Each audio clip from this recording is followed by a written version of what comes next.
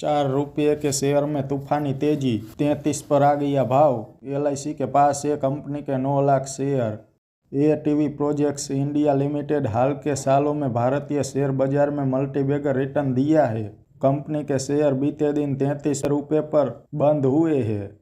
LIC के स्वामित्व वाले इस मल्टीबैगर पेनी स्टॉक ने अपने निवेशकों को इस साल अब तक 110% रिटर्न दिया है।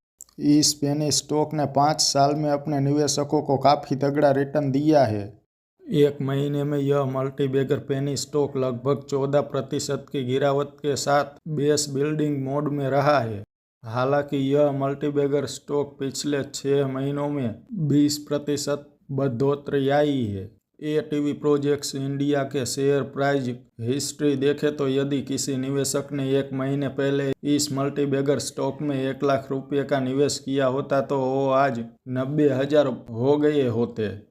वहीं अगर किसी निवेशक ने 1 साल पहले 1 लाख का निवेश किया होता तो आज वो 2.10 लाख हो गए होते।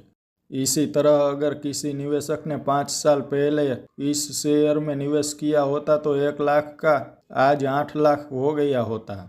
और शेयर के फंडामेंटल्स में देखें तो कंपनी का मार्केट कैप 172 करोड़ रुपए का है और PE रेटियो 29.14 पर है और PB रेटियो 0.85 पर है।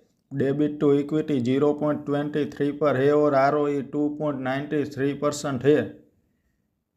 और बुक वैल्यू आप देख सकते हैं 38.08 पर बनी हुई है।